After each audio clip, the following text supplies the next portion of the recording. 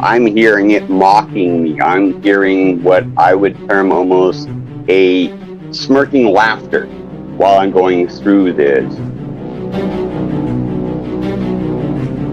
My gut's telling me to run. My gut's telling me you got to get out of there now. But I also know that if you're afraid, the last thing you want to do is run. Oh, okay. Welcome to the show, Jeremy. Thanks for being here tonight, man. Oh, I appreciate it. I like to get the word out because what I went through is highly unusual. Definitely. You had an encounter Yeah. back just over a little bit over a year ago. Pretty recent, May 23 of 23. That happened in the suburbs outside of Portland, Oregon. Is that right? Yeah, it's like not even a 10-minute walk from my house in a major suburb of. I'm between Troutdale and Portland. Um, Okay. I know exactly where that's at. yeah, and one of our major bikeways that a lot of people use. I've had several experiences with everything from portals to dogmen to um, invisible entities that are cloaked. I still to this day don't know what they are. Wow. A lot of things have occurred on that bike trail. All right. Well, It, why it don't you tell us about the encounter that just happened to you um, just over a year ago with the dog man? um, I'll start with the beginning of that. That encounter actually went over a 2 week span, and I got revisited 6 months later. Um, Wow. Yeah, just start at the beginning. Take us through it. all right, the time frame is about 10:15 at night. I was walking home from the grocery store, and this area, there's a electrical substation right next to it. And I was walking through. There's a forested area, woods off to the right, a major street not more than 100 yards off to the left. Um, and I heard, but it was more felt as it rattled through my rib cage, a growl that was approximately 18 inches from my ear. The only thing that I was walking next to was a shrubbery brush that was approximately 12 inches thick. And it would have been held anything that size to rattle my chest. I'm about 6 foot, 160 pounds. I don't scare very easy. And oh, starting to get goosebumps just reliving this. uh, what growled at me, I proceeded to feel it touch my side of my hip as it jumped over me. Now, it was completely cloaked at this point in time. The only reason I knew it was above me is that it rained the previous night. And anytime it was jumping from branch to branch above me, I was being rained on by the moisture on the branches. There was no wind that night, no other reason to explain why each branch above me was shaking on me when it's 10 feet above me. This happened for approximately 100 yards. And at this point in the trail, it bends and there's a house. There's houses right along next to me for a good 50, 60 yards of this as it's going from tree to tree above me. Talking in my head, I'm hearing it mocking me. I'm hearing what I would term almost a smirking laughter in my head while I'm going through this. And my gut's telling me to run. My gut's telling me you got to get out of there now. but I also know that if you're prey, the last thing you want to do is run. I don't know why I knew that, but I knew running was not a good idea. When that entity decided to show itself, what I saw, my brain still has problems trying to compute. What I looked at, and I was no more than 10 feet away when it showed itself, was an entity that was about 7.5 feet tall, looked about 3.5 feet at the shoulders. It would have made Schwarzenegger jealous in his prime. Not a lick of fur or hair. It was almost like it was freshly waxed. But it had a coyote head with blood red eyes. And the phrase that scares me the most, on top of the evil that I could taste radiating from this entity, was it was begging me to go run with him. And I don't know what that means, but I can conjecture based on the pack mentality and what research I've done on this entity and what it could have been. But it was no way, shape, or form a werewolf, anything like that. It was what I would determine the epitome of a dog-headed man, a canonid head man. And it knew what it could do and what it was able to do. Like, there was no fear in this thing. And for the next 2 weeks, I would hear it messing with the back of my house. I'd hear it walking through the backyard. I'd hear its fingernails tapping on my window. There's nothing near my window for anything to tap on. It was a terrifying time in my life, to say the least. I was scared to go outside after dark. When the sun went down, I was inside. I live for the outdoors. I was born and raised here in Oregon for 40 plus years. I don't scare easy, and I love the night. I was terrified for about a month. Couldn't turn my back to anything. It made me look at the world in a totally different perspective than I ever thought I would look at it.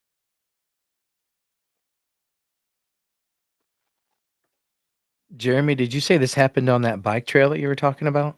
Yeah, So and what I had, happened? Let's go ahead. uh, Sorry. I was that, and I had subsequent interactions with other things like after that, cloaked entities that I thought were there for my protection as I was being stalked afterwards. I never saw what stalked me the second time. Um,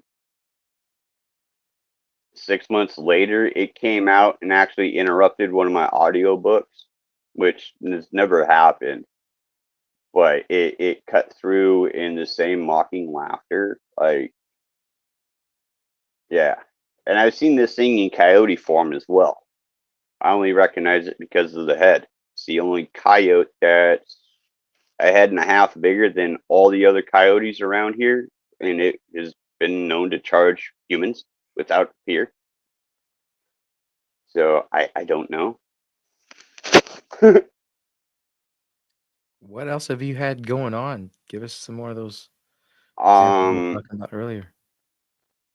well, about 2 months after I dealt with the dog man, I felt something because I use that bike path a lot. It's the fastest way to get to grocery stores, pretty much wherever I need to get to because I'm on foot. I don't drive.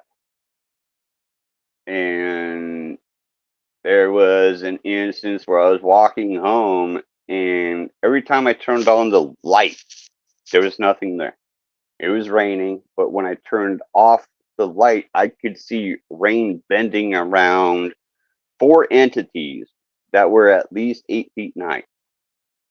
They looked like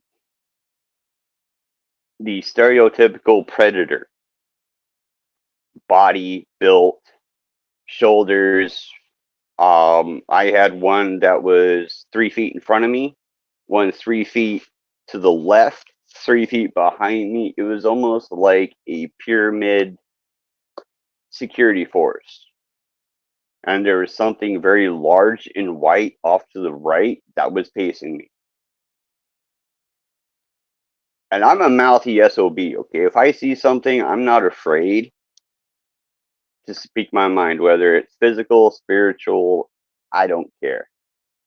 Um, so I started talking smack to this entity in front of me just to see if I could get it to do something, react, show itself.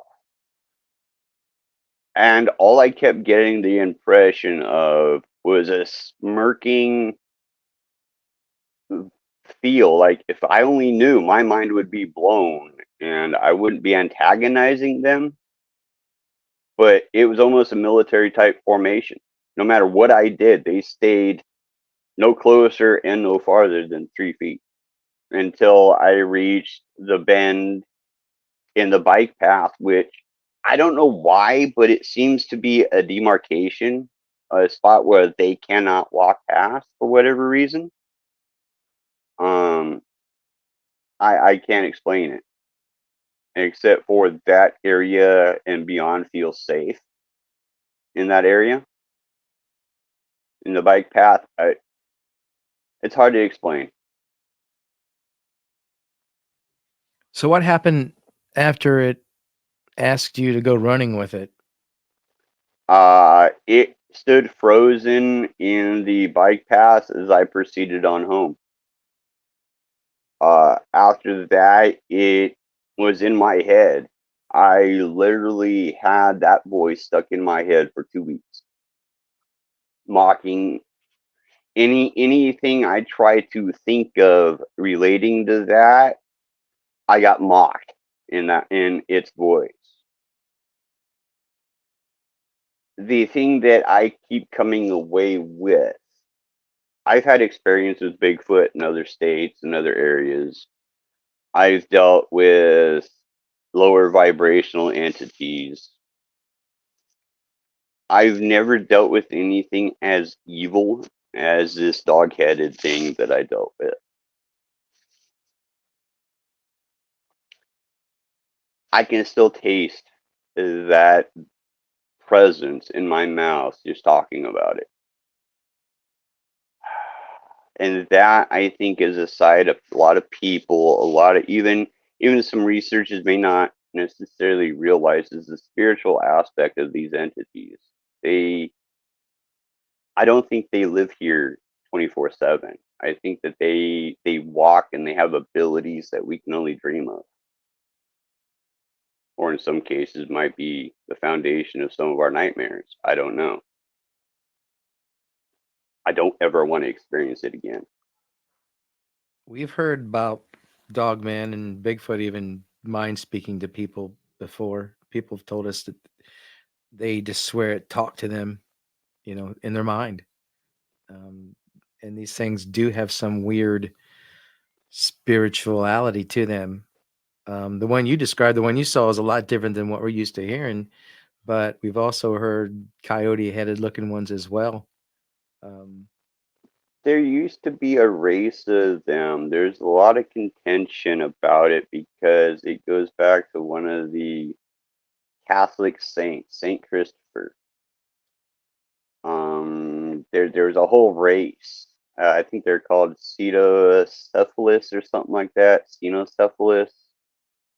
It's an entire race of canid-headed creatures, but there's no actual fact to say they did exist. Um, I've done a lot of research into this because my own curiosity and need to know why. Why is it? What is it?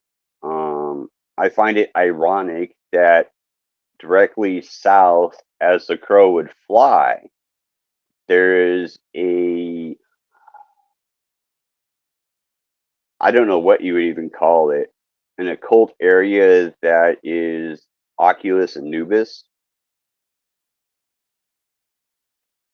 I don't know what relevance that has into it, but I've had bizarre, interesting experiences all my life when it comes to the cryptid area. I think maybe I've been not necessarily marked, but just made more aware of it. Hmm. Are you closer to Troutdale? Are you in Troutdale area? I'm actually just south. I'm up in the Gresham area, Okay. but So there's a lot of activity through this entire area. there is. You guys have the Sandy River running right there, just Yep. east of you. Oxbow Regional Park. That whole area, there's a lot of encounters that I've read going on. I've actually drove down that road a little bit a ways and zigzagged up and back and down through the roads there. But I'm just wondering if these things aren't kind of leaking their way over from there, and that's where their Um, habitat is. Maybe if they're not going in and out of some weird portal or coming from another world, is it possible you think that well, that's I where they think could it's a be? mixture of.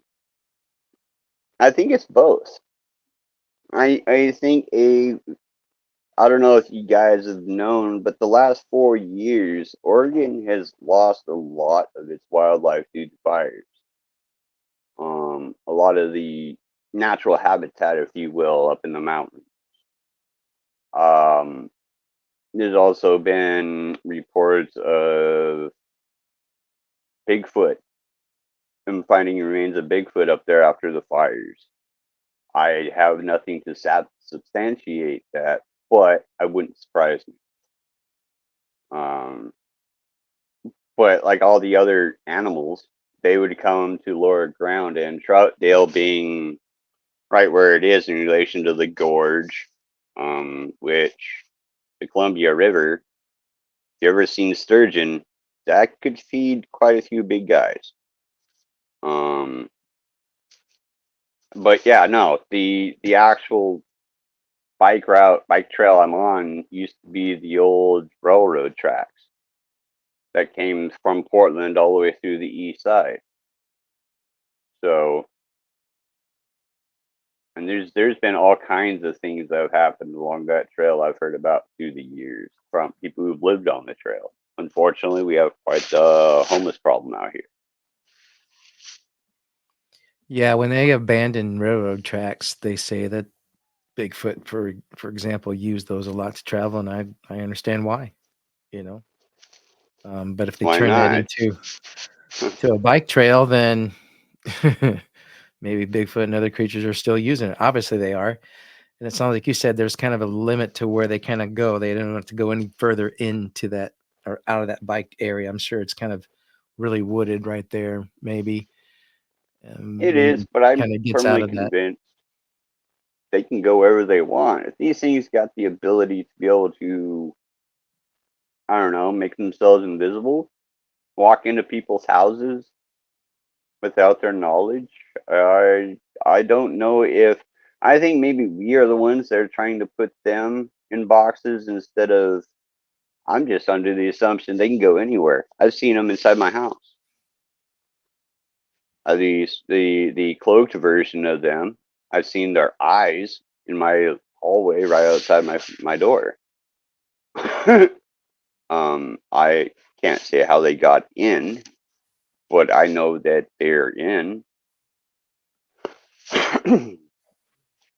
I I think that they can do a lot more than what we give them credit for because we don't know what they can do. Growing up, did anybody tell you about Bigfoot or Dogman existing, or did you find out when you were an adult? Well, I mean, I knew about Well, Bigfoot. I'd yeah, heard I about mean, Bigfoot. Now the the Dogman thing, TV no, shows, yeah, never heard about Dogman until really 4 or 5 years ago. yeah, recently, yeah. So, Yeah, I see. I heard about Dogman in stories, but I never actually believed it to actually exist. I grew up here in Oregon. I thought Bigfoot was just a thing. I thought it was a fad, something cool, not an actual entity until I had one looking at me. I had one asking me if I was okay and if I needed help out after I almost died going down the side of the mountain. But, the dog man has probably had the most negative experience I've had in the last 40 plus years of my life. I I questioned everything after that experience, and I still do. The doctors still can't tell me what's going wrong with my hip right now. The same hip that was touched by Dog Man right before it jumped in, followed me through the treetops. I, And and I didn't go out looking for him either. why do you think he chose you Um, to torment, I guess? I've got Native American blood in me. My great grandma, I didn't know until I was much older. I had a conversation with her when I was 3 years old. It lasted about an hour or so. I didn't know for about 10 years after my great grandma passed that she lost the ability to speak about a decade before I was born. Her and I were communicating in our mind. I wasn't old enough to understand that that was an impossibility. I took it as just something everybody could do. Um, I was given my native name being that of a lone wolf. I'm not surprised that something of a canine would reach out to me in said fashion. Native Americans seem to have a deeper connection, more instances of running across them. I don't know. I struggled with wanting to know why it reached out to me. Out of the hundreds of people that go down that trail, why me? Why then? Why that time? Well, that being said, Jeremy, and it not looking like a typical dog man that we've heard of, aka a werewolf, I guess, do you think it could have been a skinwalker? Could have been. It could have been a skinwalker. It could have been a demon, for all I know. Um, the route I went to actually sever the connection, or what I thought was the connection, I actually had to go to a very spiritual route by pleading my case to what is known as the Court of Angels. And that's going pretty much asking the Archangel Michael to, on your behalf, go sever any demonic intentions or attachments to you in their court. It's very long and difficult to try to explain to those who aren't versed in angels and what they can do. But this thing pretty much ruled my life for a few weeks, and I no. Maybe it came after me because it knew I couldn't see that well, and I was disabled. I've had tunnel vision for a long time. I have an eye condition that make my eyes more rare than the average. I don't know. I'm more in tune with the nature and earth than most people. Your guess is as good as mine at this point. Do you still use that bike trail? You still walk up and down it? Are you okay with doing When that I now? can, yeah, but I am currently challenged mobily because of my hip. I'm actually awaiting surgery for it. So once that gets up and going, yeah, I'll use that trail. Then I did up until about 6 to 8 months ago. Yeah, up until last November, I was using it, and that's why I think they're seasonal. It's like between April and May, and then the beginning of October, late end of September is the only times I've ever felt anything. And I can feel it when he's down there. I can feel it here. I get a tightness in my chest. My lungs start not wanting to allow me to take full breaths. My chest will start to close up, and that's pretty much him saying I'm here. I almost feel like a challenge, but So what I would know not. what would happen if you would have went running with him? I Where did don't he want know. you to go? I don't know. I have no idea. Could have been, I mean, we could go the traditional werewolf approach. Could he have bit me? Could he have just taken me and me gone into a portal? That I could believe. Um, I've had an instance on that same bike trail where I walked into a hazy, fuzzy area at night where there was no sound.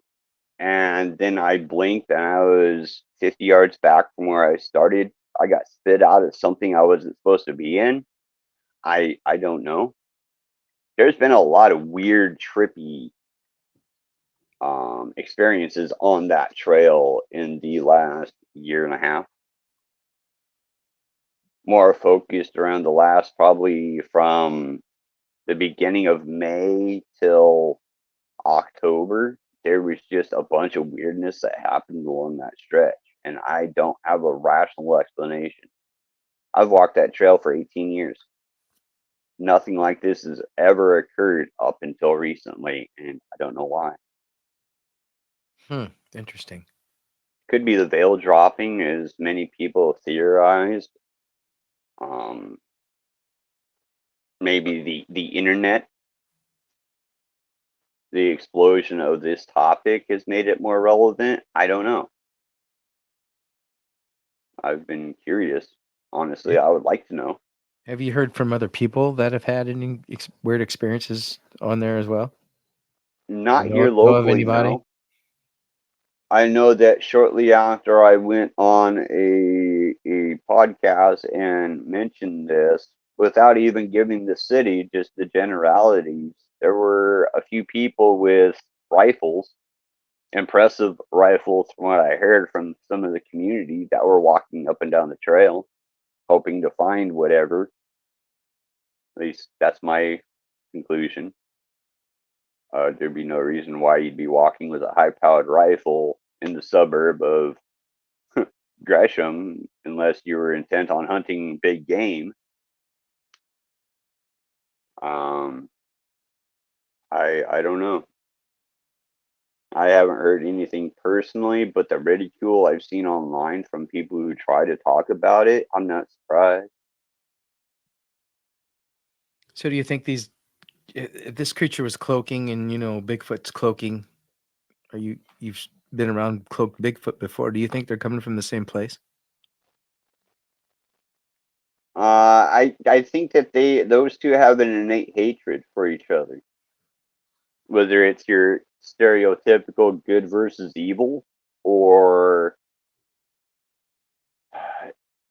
Bigfoot seems to have, of all the stories and whatnot, there's a YouTube guy I've been following for 7, 8 years now.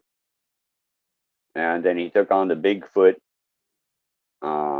subject. And from what he's read and every other people's experiences, yeah, it's them two are natural enemies. There's stories about soldiers out in Afghanistan who've seen Bigfoot literally tearing into Dogman and ripping him to shreds.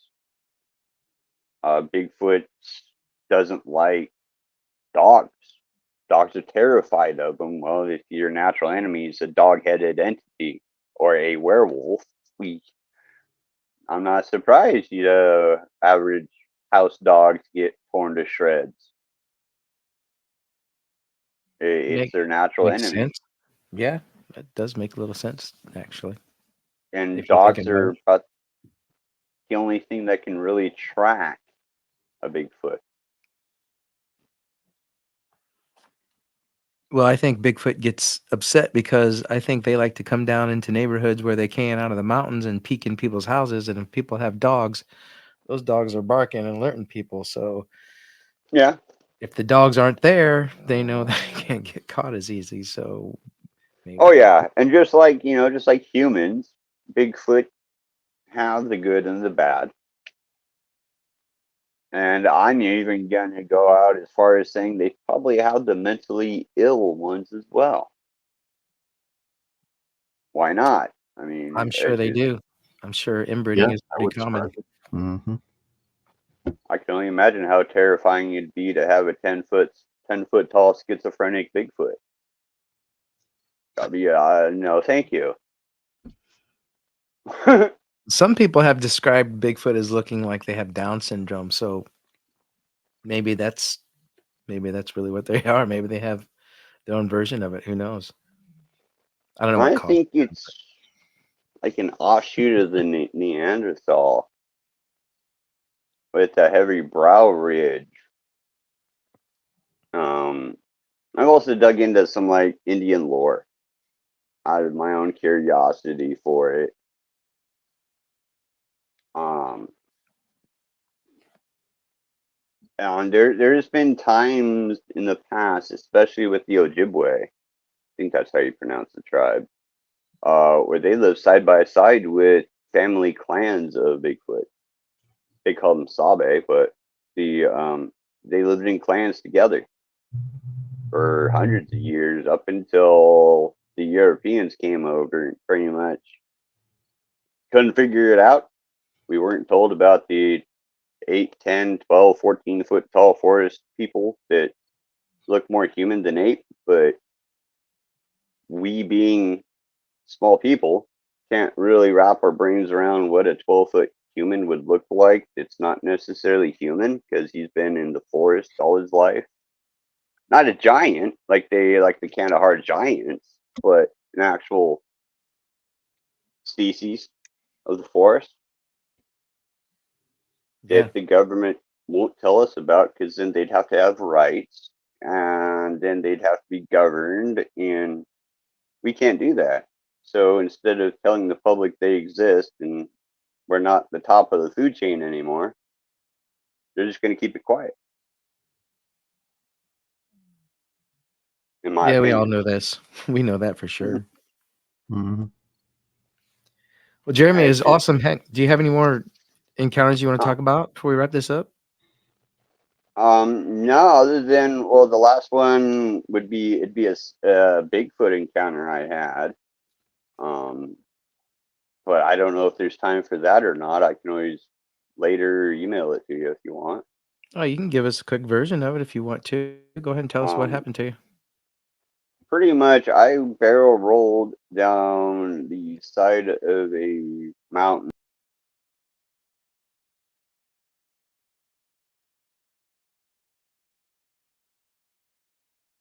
Foobarred both my hips, almost broke my left ankle, did a bunch of damage, and near death experience, but stopped by a log that should have killed me. And a female sabe came out of one of the trees and in my head asked me if I was okay. And this is before the dogman experience by about 2 years. And I was like, yeah. And she's like, are you sure? We can help. And I'm like, no, I'm okay. I should be okay. I got my friend. And she and a little one followed me all the way up the mountain to the trail and paralleled my friends and I all the way out just to make sure I made it out safe. They ain't all bad. Can you describe what she looked like? uh, Very female. I went back later for a height, and she was at least 9.5 feet tall. All I remember is her face, and it was a very angular human female face. I would, if I didn't go back and look at the size, I thought it was another person there wanting help. Bigger gal, but just another person there willing to help. I will admit I was in a state of shock, but I didn't really pay much attention to anything else but her her face at that point in time.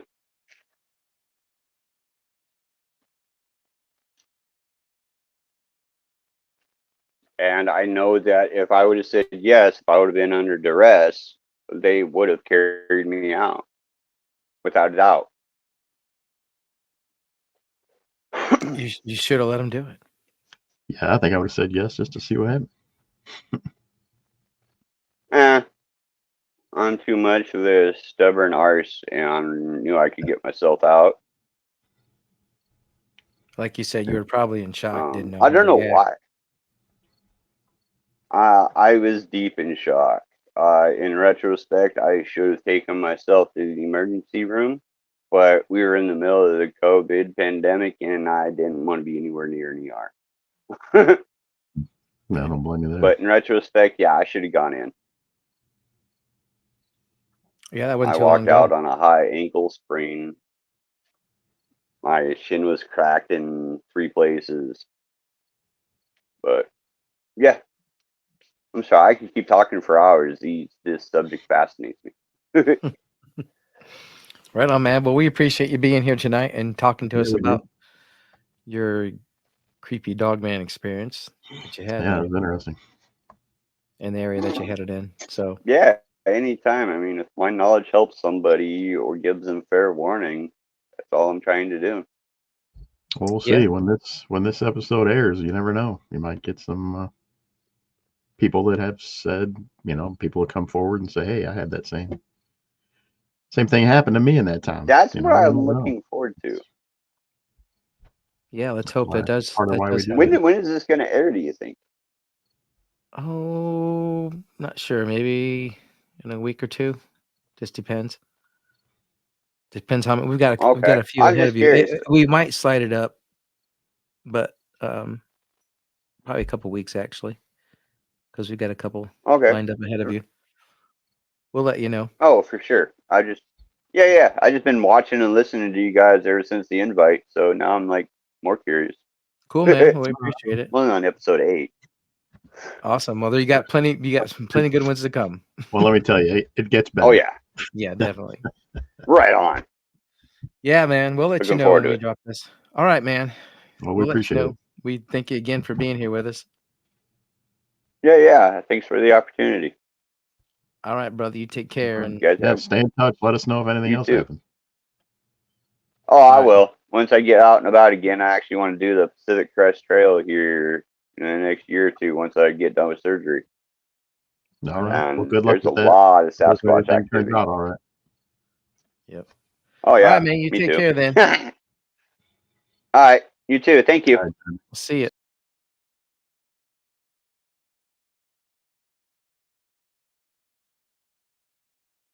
So Good. Hey, John. Thanks for being here tonight, talking to us, man. yeah, no problem. I know we've been conversing over social media, I believe, and you Yeah. had said you'd had some encounters in Ohio. Is that right? Yeah. Do you guys want me to just like start from? I know when we talked, I told you that at the time when all this stuff happened, I didn't realize what it was. Did you want me to go into the paranormal thing that kind of led me to this? Yeah, you can start Yeah, there. start Um, from the beginning. but you said these happened in Tar Hollow State Park.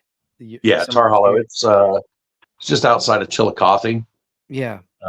It's over by. Well, we used to ride horses from Tar Hollow to Hocking Hills and back in one day.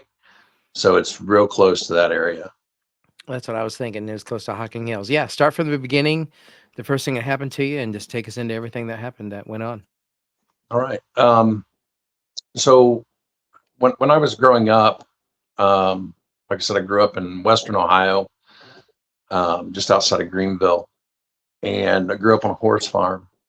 And I would spend my summers horseback riding and camping with my grandparents. And my grandfather, who basically raised me, well, he was my father figure. He was pretty much no nonsense. So anything paranormal, ghosts, anything like that was out of the question. But so growing up, I I didn't believe in Bigfoot. I didn't believe in ghosts. I didn't believe in any of that stuff. So kind of put it in perspective. Um, I always like the ghost hunting shows and things like that, but I was always skeptical. And I started a new job where a couple of the guys that I worked with, they had done some minor ghost hunting things like that, and we decided. I live in Portland, Indiana now, and just south of Portland is Winchester and the Randolph County Asylum, and it's been featured on a lot of shows and things like that. It's haunted. So we decided to do a ghost hunt there with a group of us from work. And during this ghost hunt, I went from being skeptical to being a believer, because just like you see in the ghost hunting shows, we had camera batteries die in a matter of minutes. You know, my wife brought just a regular digital camera, and he took 12 pictures on brand new batteries, and the batteries died. So that happens as we're going through the night. I end up having a rock thrown at me out of the darkness, and it hits the cabinet next to me. And from that moment on, I was like, okay, if ghosts are real, then what else is real? You know, if we were told that ghosts didn't exist, but now I know they do. Um, is there anything else out there that we've been told doesn't exist? And it does. So I started listening to podcasts like your guys's and others, and I don't remember which podcast it was on, but the first time I heard the Ohio Howl, I had like the hair on my neck stood up, because I'd realized that I had heard that when I was younger. So now to backtrack to the things that I realized later on could possibly be Bigfoot. So all this took place, I would say, from 85 to 94. Like I said, at the time, I didn't believe in any of this stuff. So, I didn't mark it down on my calendar when all this stuff happened. So I'm not even really sure in what order this stuff even happened. It's just things came to me as I started thinking about it and started hearing other people's experiences. I would say the first thing that I remember, we would ride, 6 to 8 hours a day while we were, in the middle of summer. Our first ride of the year would always be like Easter weekend, and then we would go throughout the summer all the way through Labor Day. So in the summertime, when you're horseback riding, the horses, they when it's really hot, they don't want to go. They just kind of plod along, and but if you have a horse that's been on these trails several times, they'll recognize and remember where you stop to take a break. And one of these places, we always called it Rattlesnake Ridge, because they had done some logging, and the leftover logs, they were just kind of piled up next to the path. But across the path from that was a nice wide open spot, and we would always stop there to give our horses a break and to get off for a minute. But this day, like, it was hot. The horses, all they wanted to do was walk. And so we get to this area and we're thinking we're going to take a break. The horses need it. Well, as we get there, we just smell. I think I described it in my message as like decaying body and body odor and garbage, like just all mixed together. And the horses didn't want to stop. We're trying to get off, and they're like going in circles. Just they did not want to be there. And we're all like, it stinks here. We're going to go on down the path a little while. We get maybe a mile down the road or down the path, and the horses are fine. They're ready to stop and act like nothing ever happened. And so then on another occasion, and during this time, I'm between the ages of 10 and 18. I would say during this incident, I would have been about 14. The adults, while we were riding, like to indulge in adult beverages. And being that I was like 14 or 15 years old, I didn't drink. So we had left out that morning, and they started indulging a little earlier in the day.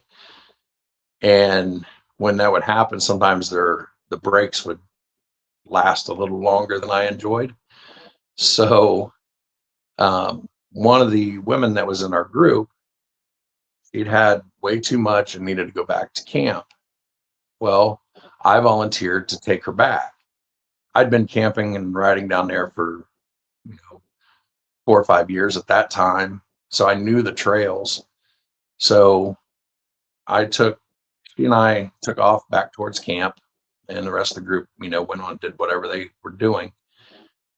We at this point were probably, I don't know, we'd been riding maybe 2 hours. And of course, you have to stop at the top of hills and stuff, take breaks and things like that. So, it wasn't a straight line 2 hours, but it's up and down hills.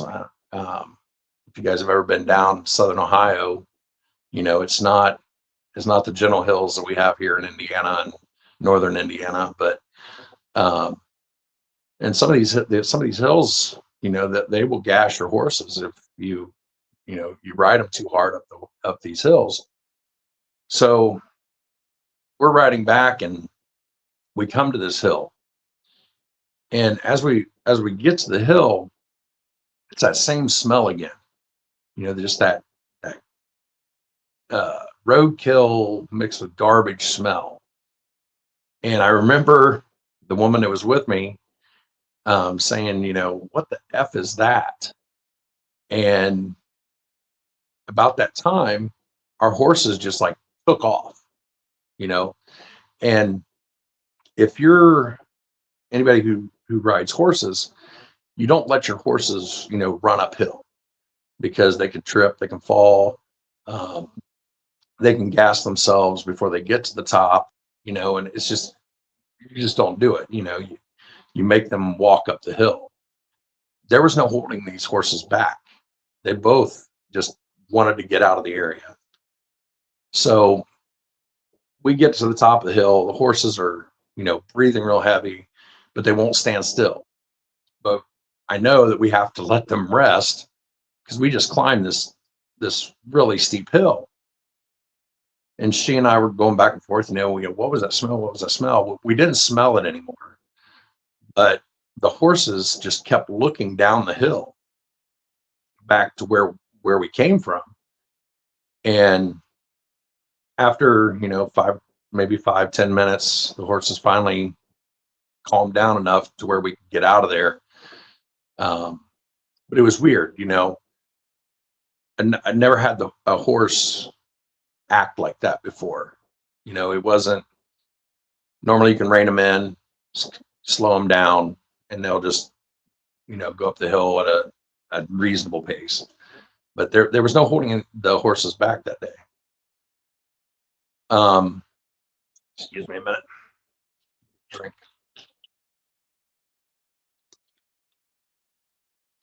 So, like I said, from the time I started camping with my grandparents, they had an old Winnebago motorhome, and my bed was the bunk above the driver's seat. And my grandpa, he refused to run that generator to run the air conditioner in there because he didn't like hearing it, so he assumed nobody else would either. So when in the summertime, it was like an oven up there.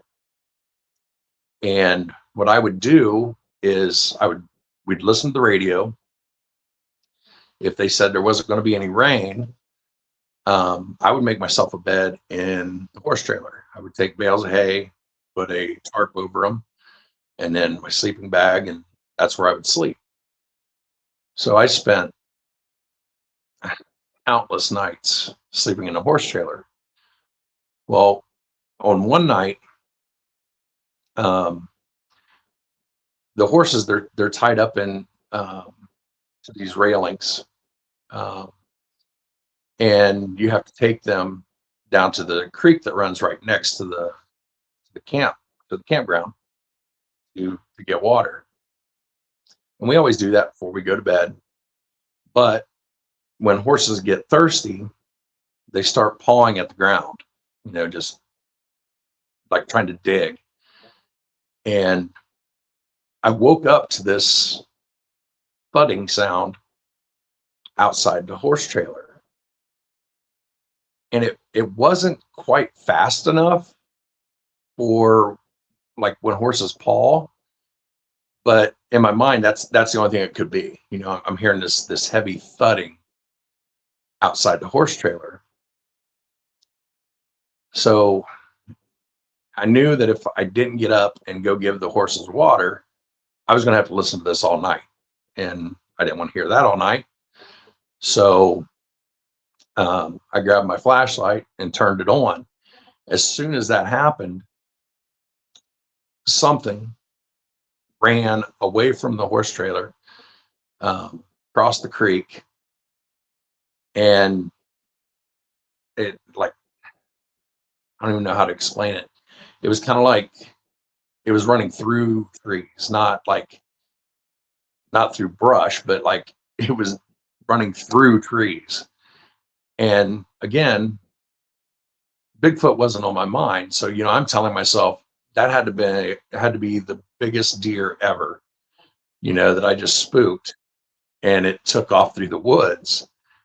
And so I get up and I start taking the horses down to drink, and they were real skittish. They the old adage, you lead a horse to water, but you can't make it drink. They didn't even want to be down at the creek. There was like they wanted to get back up to camp. So that was that time. We kept our grain, because we would bring bales of hay and bags of grain to feed the horses, and we kept it in the tack compartment in the front of the horse trailer. And I don't know what the latch is called, but you have to take the handle, kind of push in and lift up, and then it drops down, and then the whole door swings open. I don't know what that thing's called. It's a latch, but it was ingrained in me that you have to make sure that is closed, because if especially possums, if they get in and they do their business on top of the grain, that grain's wasted. You can't feed it to the horses; it'll make them sick. And raccoons and everything else will get in there and they'll eat the grain. So that night, the night that I'm getting ready to talk about, I didn't feed the horses. It was my grandpa. So even if it got left open, it wasn't my fault. But I know that he would not have left it open. Yeah, that's just the type of guy he is. He was very, this is how things get done, and they get done this way. So we wake up the next morning, and these bags are they're like a newer form of burlap. They got kind of like a plastic filament in them, makes them a little stronger. But they came in 50-pound bags, and we had opened the one feed for the day, and then we would tie it up, so the top of the bag is in a knot. We get up and that door is open, and that maybe 40 pounds of grain that we'd had the night before is out on the ground, untied, with about half of it gone. And no raccoon is going to drag a 40-pound bag of feed out of that onto the ground and then eat half of it. Again, at the time I didn't even think of Bigfoot. Could it have been? I don't know. But it's going to take something with hands to open that bag, And so again, you write it off. It's just a weird thing that happened. But like I said, getting back to the Ohio howl, every time I hear it, I mean, it takes me back to this thing I'm about to tell you. Again, it was one of those nights where I was sleeping in the horse trailer. Every night we would check the weather, listen to the radio. I knew there was no rain, because if they even hinted towards rain, the sides of the horse trailer, it's kind of like a stock trailer, so it's just open, like ventilation. So any kind of rain is going to come in on you, even with the tarp and everything like that. It's just not worth it to sleep out there. So I know there wouldn't have been rain that night. I fall asleep, and it was around 2:00 in the morning. And I remember that because my grandpa yelled at me for waking him up at 2:00 in the morning. But I wake up and I hear what sounds like a tornado siren, but not exactly, because it would start with that low and then go high, but then it just like cut off. And then there was, I don't know, maybe and it would last maybe about 30 seconds. And then there would be like a 30-second gap. And then it did it again.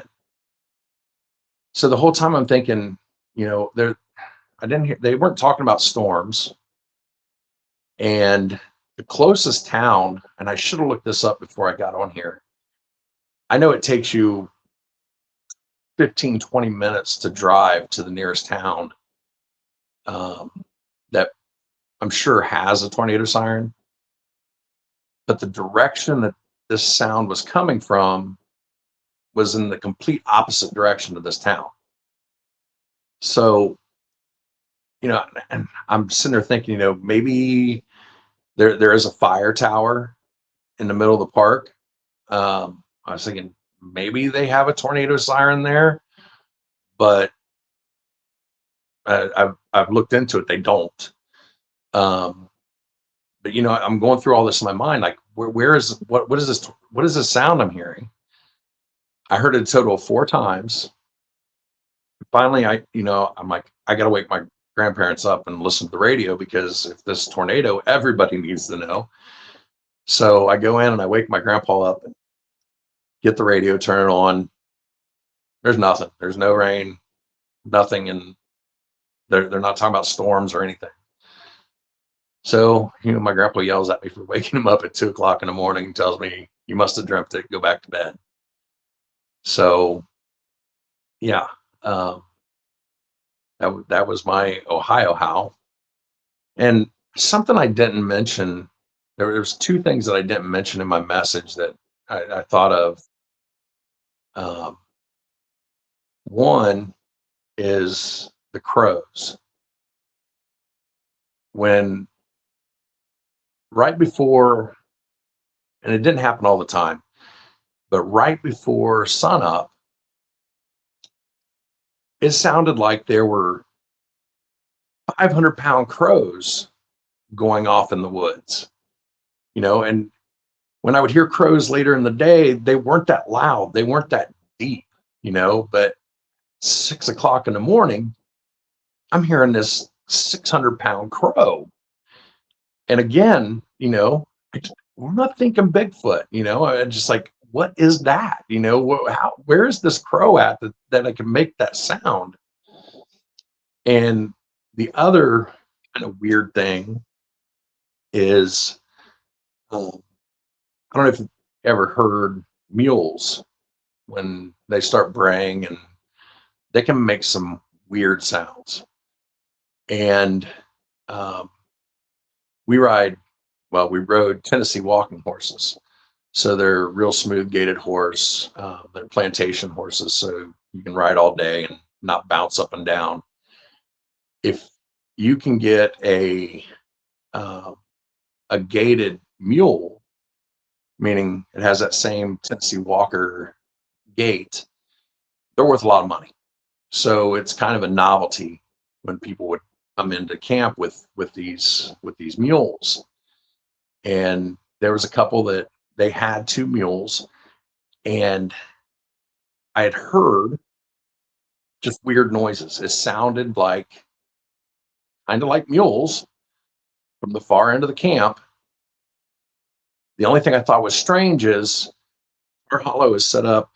It was at the time. I haven't been down there in several years. There's 3 circles. 2 of the circles are bigger and made for like RVs, large rigs.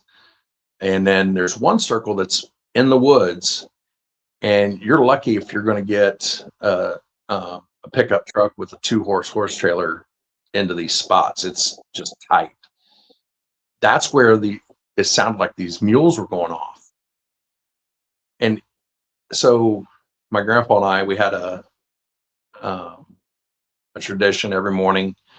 We'd get up and drink coffee and walk around camp while grandma made breakfast, And I'm like, hey, such and such must have came in last night. I heard their mules back there. And my grandpa kind of looked at me weird, and he's like, they're not coming down this weekend. And I'm like, well, I know I heard the mules. So we walk back to that small circle, and there's nobody down there. There's nobody camped in that small circle. So I don't know what made those sounds. And yeah, that's really about all I have. I never saw anything, but after listening to all these podcasts and, hearing people's encounters, I realized that a lot of these things that I had happen kind of line up with what other people are reporting.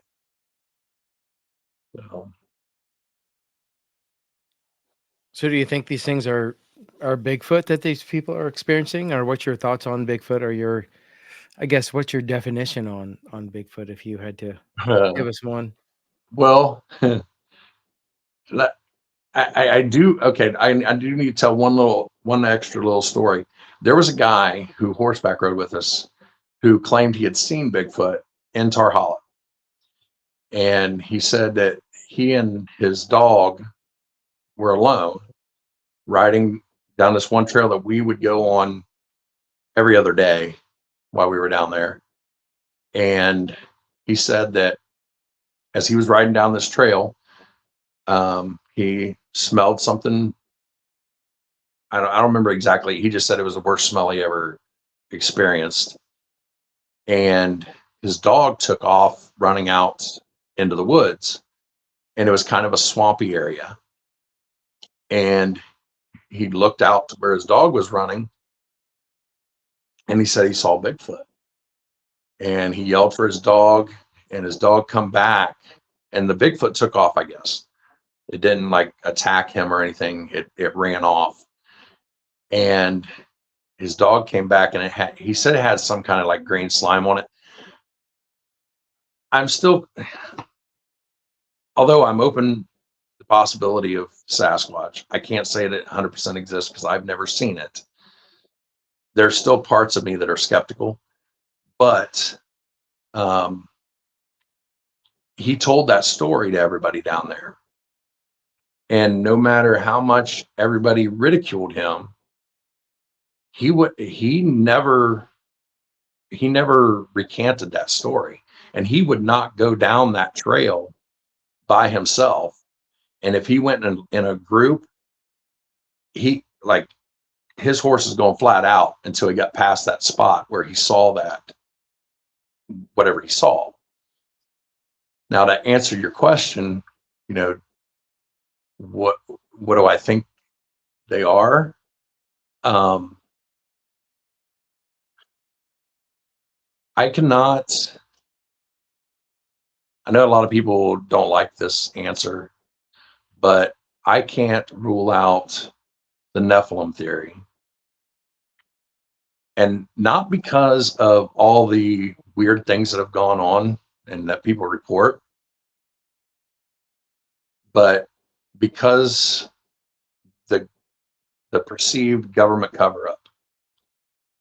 And the reason I say that is the only thing, the one thing that the government doesn't want anybody to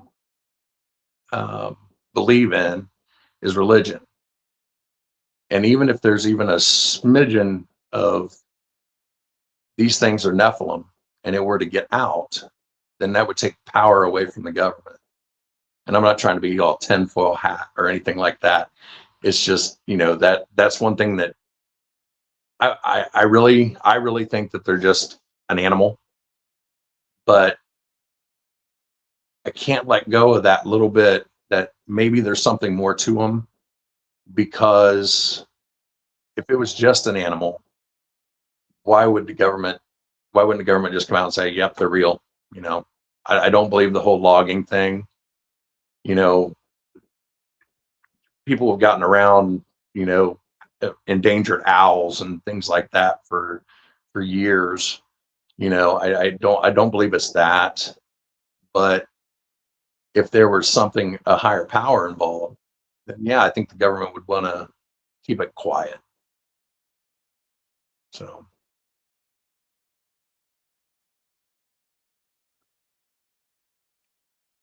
Yeah, I think that too. But again, I mean, that's all we have is theories and right, conjecture but right you now. know, Because there can't nobody's be ever. there can't be thousands and thousands and thousands of people reporting this and making it up. Right. Are they You all know, lying? yeah, No. they're not all lying. Right. You know, are there some people that probably saw a black bear or, you know, saw a grizzly bear? Absolutely. But they can't all be wrong. You know, they can't Right. all be lying. They can't all be making this up. They can't all be hallucinating. You know, there's got to be something there. And that's what intrigues me the most, you know. Yep. I would like for them to be real, you know. Oh, yeah, us too. If Well, that's yeah, what we say. right. We say if one person is telling the truth, then they have Yeah, to be real, right. right? Out of And all these thousands of encounters and hundreds of episodes that podcasters have put out there with interviewing people that have seen Bigfoot, if one of them's real, if one of them's telling the truth, I mean, it's real. Yeah, so absolutely. And I also have another controversial view. I hear a lot of people, they talk about how they really don't like the show Mountain Monsters, and I love the show. You know, I think that the people that get so bent out of shape about the show are just mad because that show's making fun of the fact that if you're going out hunting, you don't go out and make a bunch of noise. You know, you're not going out there and screaming and yelling. And, you know, if I were going out to actually hunt these things, I'm going to try to be quiet. I'm going to try to act normal, you know, and let them, because it sounds like they're curious. So just let them come to you. You know, why are you out there making a bunch of noise, beating on trees and screaming and yelling? And I think that's the entertainment value I get out of the show, is that I think they're kind of just poking fun at, these so-called experts. That's not how you hunt. That's not what you do. Jane Goodall wasn't out in Africa, beating on trees and screaming at gorillas. She was letting them come to her. So I like the show. I do. I think it's hilarious. And I know a lot of people they get bent out of shape about it. Yeah, they're a bunch of nice guys too. We see them every year. I would like to meet them. They're at CryptidCon every year. Oh, really? Yeah, come down to CryptidCon in Lexington, Kentucky, weekend before Thanksgiving. I think it's the 22nd, 23rd this year. Or There's 24th just saw a thing. It's in Ada, Ohio. It's another podcasting group. They're putting on a Bigfoot conference in September, I think. And I think Wild Bill's supposed to be there. That's why I thought of that. Ada, Ohio. Where's that at? It's by Lima. Okay, that's not far from us. Yeah. No. I'll send you a link to it. Yeah, we see the Yeah, Mountain we do. Monster guys every year at CryptidCon, and yes, I mean they know that their stuff's scripted. They know that. Oh, yeah. I mean, If the you're watching publicity. that show and you don't think it is, then It's for people who just get into just that genre of all guys running around the woods. They see a scary monster. There's some weird stuff. They don't care if it's real or not. It's just something to entertain them. That's what it is. Mhm. but I would say they're not here to entertain. Wild Bill is exactly the same as he is on TV.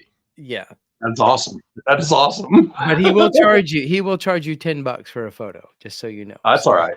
I'd pay $10. We will not. We will give you a free photo and sign and do an autograph if you want one. That is awesome. But I will say one thing. The creatures they go after, a lot of them are real. Like they're actual reported creatures. Yeah. It's like I had never heard of the Grafton Monster until I watched Mountain Monsters. Things like that. Now some of them, they're completely made up, but there's a lot of them that they put on there I would have never heard of. And when I looked them up, I'm like, holy cow, they're not making that up. That is a real thing. And and if it gets somebody interested in the subject, great. Yeah.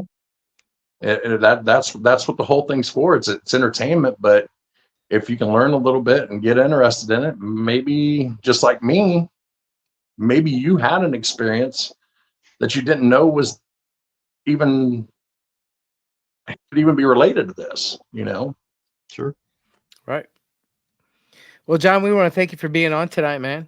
We appreciate you no problem. coming Yeah, and that was talking cool. about That was your interesting. experiences and stuff. Sorry, it wasn't more a very exciting encounter, but That's all right. That's all right. it was bizarre. Any information is good information, is what we always say. So Encounter's an encounter. you never know. People might make a connection. You never know. So, but if you're out there again and see something, please get a hold of us and let us know what's going on. Definitely stay in touch. And hopefully we'll see you down at CryptidCon. Yeah, definitely, All right. man. Come say hi if you're down there. That's in Lexington. Yep. Weekend Okay. before Thanksgiving. So, All right, I'll look it up, see what we got going on. all right, brother. Sounds good. All right, Thanks you again, guys. man. All right, John, we care. appreciate it.